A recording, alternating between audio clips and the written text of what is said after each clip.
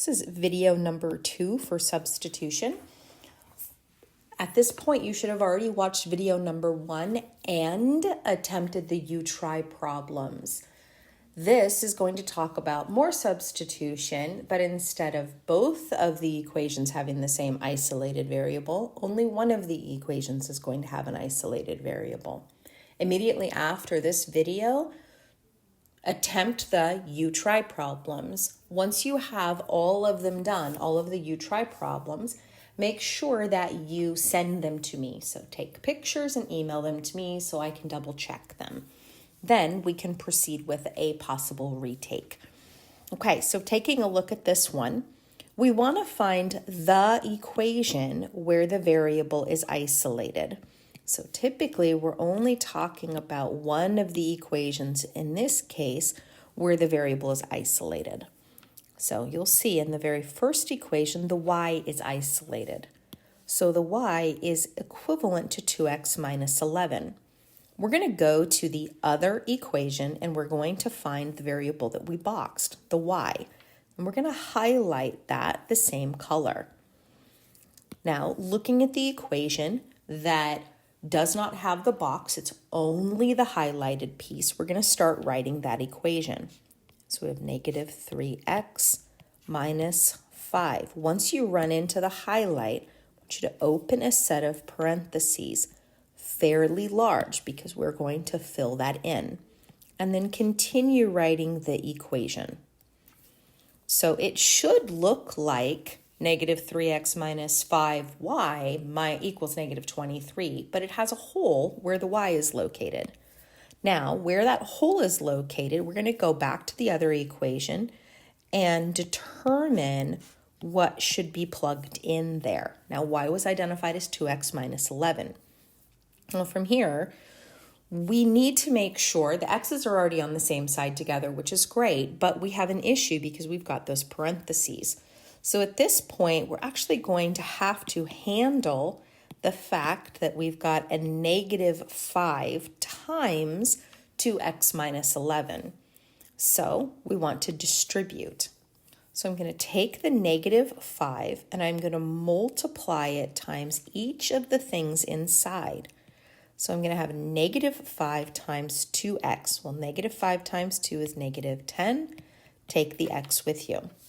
We're going to continue all the way through until we reach the end of the parentheses. So now I have negative 5 times negative 11. That's going to give me positive 55. I've reached the end of the parentheses. So basically now I am going to drop down everything else from the equation. Now parentheses are gone. We're going to solve for x. Since my two x's are right next to each other with nothing between them, I'm going to go ahead and combine those like terms. So that's going to give me 13x, drop down the plus 55, drop down the equal sign, and drop down the negative 23. Okay, looking at the left-hand side now, all of the x's are together in the equation. We want to move anything that is currently being added or subtracted, which is the 55. The 55 is currently positive, so we are going to undo that 55 by subtracting. Add straight down. Drop the negative 13x since there was nothing there. I know that 55 minus 55 is 0. Drop down the equal sign, and then on the right-hand side, this is going to give me negative 78.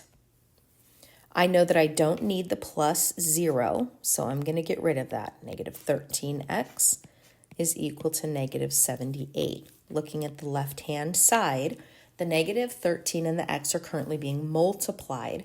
So to get rid of the negative 13, I'm going to divide. I know that negative 13 divided by negative 13 is 1. Don't forget the x. And then I know that negative 78 divided by negative 13 is positive 6. I don't need the 1 in front of the x. So I have the first part of my answer. x is equal to 6.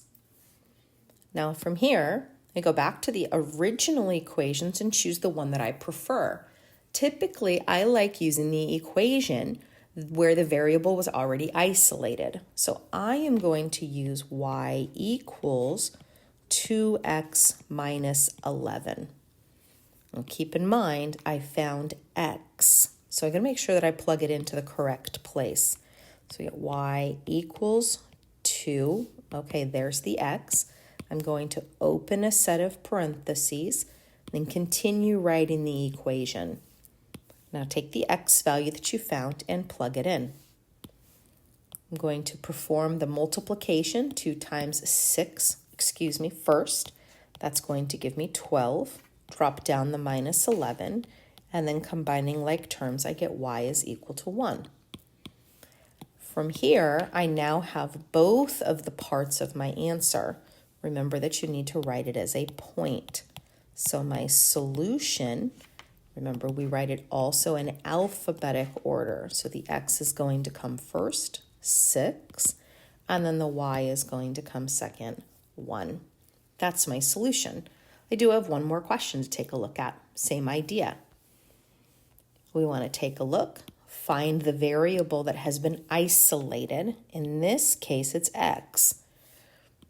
We want to identify what x is equal to, which is 14y minus 12. And then we're going to find the boxed variable. Well, that's the x right there. We're going to start writing that equation. So the one that only has the highlight, not the box. So we'll have 3. Okay, there's the highlight. We're going to open a set of parentheses because that's where we're going to plug in what x is equivalent to. And then continue writing the first equation, plus 7y equals 13. Now, plug in what we just found, 14y minus 12. Okay, taking a look at this, you will see that we have another situation where we have to multiply. So we're going to take that 3 and we're going to multiply it through to everything until we run into the end of the parentheses. So if I do 3 times 14, that's going to give me 42y. Then I need to do 3 times negative 12. That's negative 36. Now drop everything else down. Plus 7y, the equal sign, and the 13. You'll notice that we only have y's in the equation now. This is good. Taking a look at the left-hand side, my y's aren't next to each other this time. So I'm not going to combine them just yet. I'm actually going to get rid of the thing that's in the way, which is the negative 36. So I'm going to add the 36, just trying to move it to the other side. Drop the 42y straight down. I know that negative 36 plus 36 is 0. Drop down the plus 7y and the equal sign. And then on the right-hand side, combine like terms. I don't need the plus 0 anymore, so I'm going to rewrite what I have. 42y plus 7y is equal to 49. Now, I can add those. They're right next to each other. I don't have anything in the way anymore. So 42 plus 7 is going to give me 49y. Drop down the 49. Remember, we're trying to get the y by itself, so I have to get rid of the 49 that is currently attached through multiplication. So divide each side by 49. Now I know 49 divided by 49 is 1. Bring the y with you. On the right-hand side, I know that 49 divided by 49 is also 1. Now, we know we don't necessarily have to keep the 1 in front of the y. So I have y is equal to 1. Okay. Go back to the original equations. Choose the one that you prefer. I, again, like the one where the variable was already isolated. So I am going to choose x is equal to 14y minus 12. Keep in mind what I solved for. It was y. So wherever I see y in that equation, as soon as I see it, I'm going to open a set of parentheses, so I'm going to be substituting in that location, and then bring down the minus 12. The y value that I found was 1, so I'm going to plug that in. And then obeying order of operations, I'm going to have to multiply first, bring down the minus 12, and I know that 14 minus 12 is going to give me 2. So in this case, I now have my x value. Keep in mind it doesn't matter if you find the x value first or second. You just need to make sure that you have an answer for each one of them. So my x, again, is going to go in first. That's my 2. And then the y that I found, which is 1.